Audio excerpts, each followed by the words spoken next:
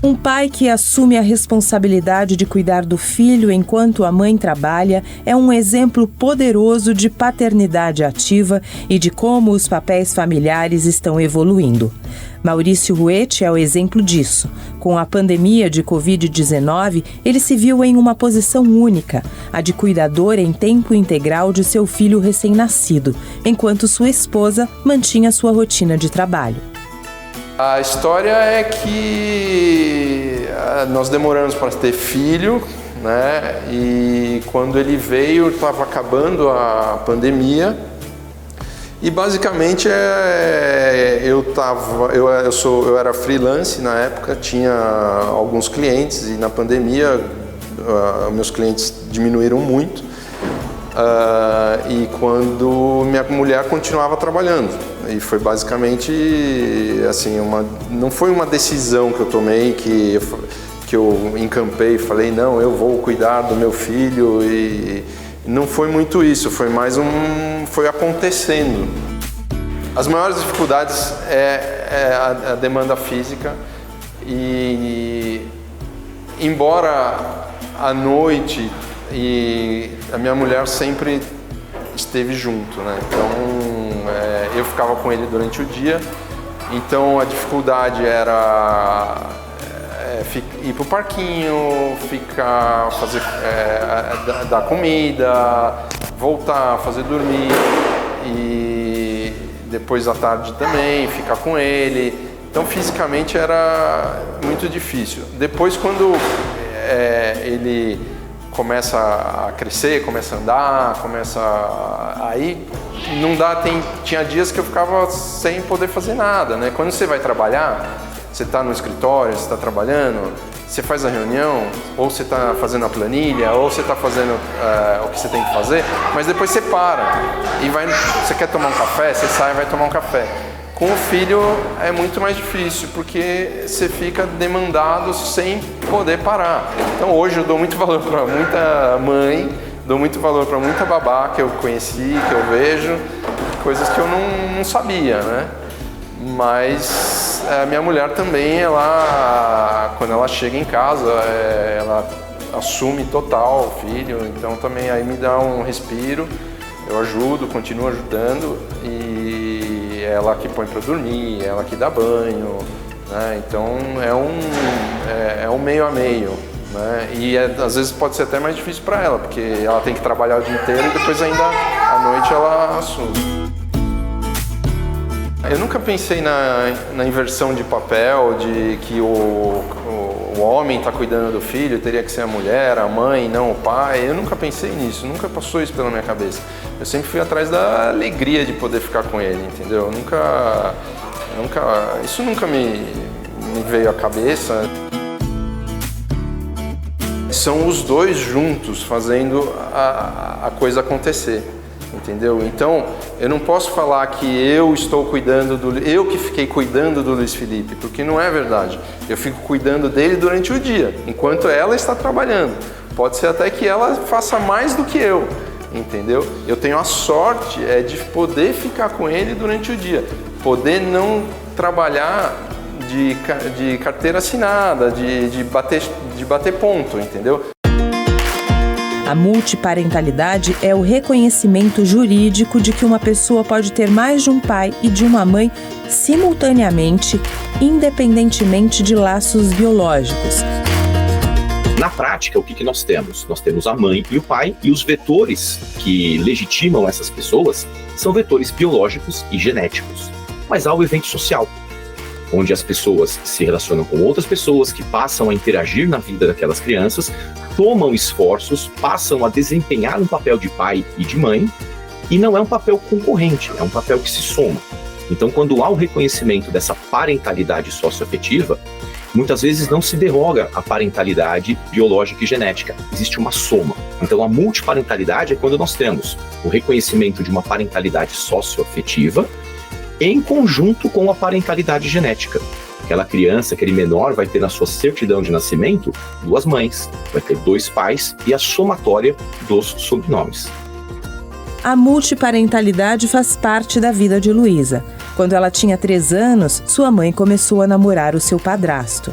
Depois de 23 anos de convivência, Luísa decidiu buscar o reconhecimento da paternidade afetiva e, atualmente, Luísa tem o nome dos 2 pais em seus documentos. Na verdade, a gente só colocou no papel que sempre foi, né? A gente sempre foi uma família, então foi só essa questão mais formal de poder olhar o nome dele nos meus documentos e... Não sei, foi uma homenagem mesmo, sabe? A gente tentou fazer de forma extrajudicial, né, pelo cartório, e aconteceu que o Ministério Público não aceitou. Mesmo com o aceite do meu genitor, ele tinha escrito uma carta dizendo que ele aceitava as condições, né, de reconhecimento, que ele estava ok com tudo isso. O Ministério Público falou que só existia um pai e uma mãe, e não teria como reconhecer esse vínculo. E aí a gente optou pela via judicial mesmo, porque daí tinha uma lacuna maior para a gente poder explorar, né, a participação dele na minha vida. Então acho que a gente pôde pegar por esse lado emocional, né. Daí a gente ajuizou a ação e foi bem tranquilo, assim. Não tivemos mais nenhum empecilho. Só uniu a gente mais ainda. E depois, quando saiu a certidão, ele que me surpreendeu, porque ele sabia que a certidão estava pronta e eu não sabia. Então a gente foi jantar e daí ele me deu de presente a certidão, minha certidão de nascimento atualizada com o nome dele junto.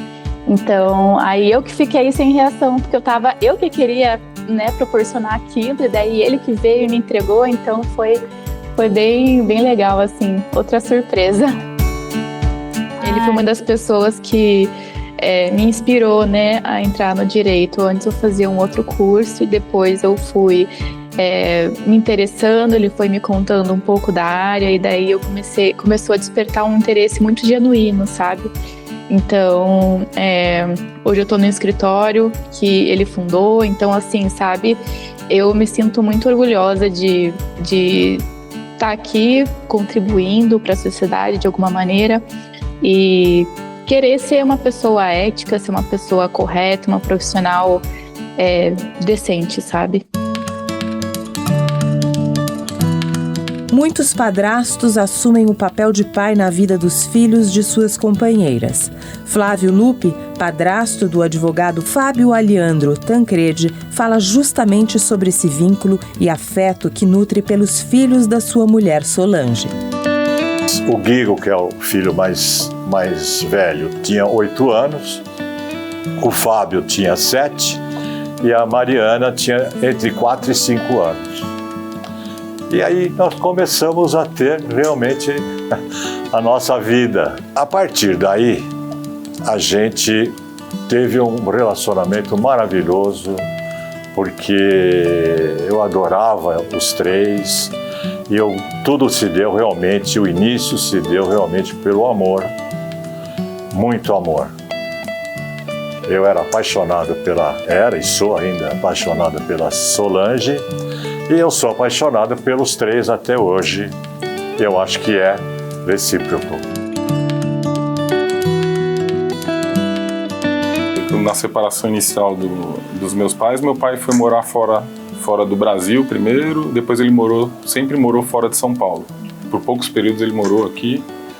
Então o Flávio é quem sempre fez todo o papel de pai mesmo, de ir levar, trazer para a escola, acompanhar nas atividades escolares, nas atividades esportivas, enfim. Tudo isso a gente foi aprendendo junto, né? Como o pai ensina aos seus filhos. Então, todo esse convívio aí de criação, de educação, de ensino, né? Como eu falei, ele é professor de matemática, então nas dificuldades às vezes que a gente tinha na matéria dele, a gente tinha ele como socorrer e estava em casa, né? Então era ele que acordava para levar para a escola, levava para a escola. Então todo esse convívio paternal, né, aconteceu desde que eles passaram a se relacionar. Com 3 décadas de casamento, Fábio e a esposa sempre tiveram a adoção como possibilidade ao não poderem conceber de forma natural. Uma opção que eu mais, né, inicialmente cogitava e já assimilava a ideia, e aí a gente construiu junto essa ideia de adoção, né? Como um caminho para paternidade e maternidade.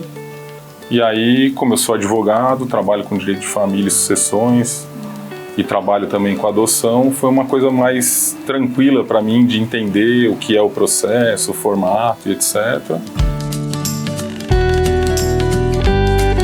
A gente tem que estar meio preparado para o imediato, porque como que acontece na prática? Quando surge essa conexão, ou seja, quando o sistema encontra uma criança que encaixa com o nosso perfil, a gente é comunicado e praticamente a gente tem que escolher na hora se a gente quer ou não.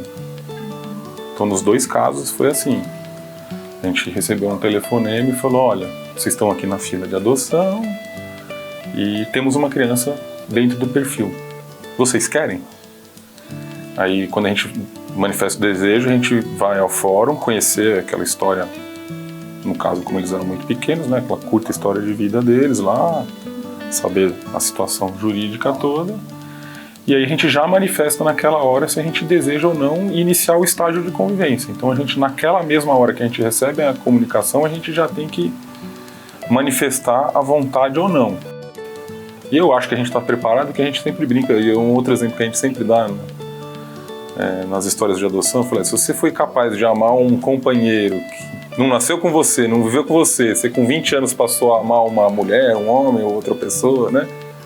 Para conviver com ela, por que você não pode amar uma criança que tá aí com meses ou poucos anos, né? Como seu filho, entendeu? Então dá, né?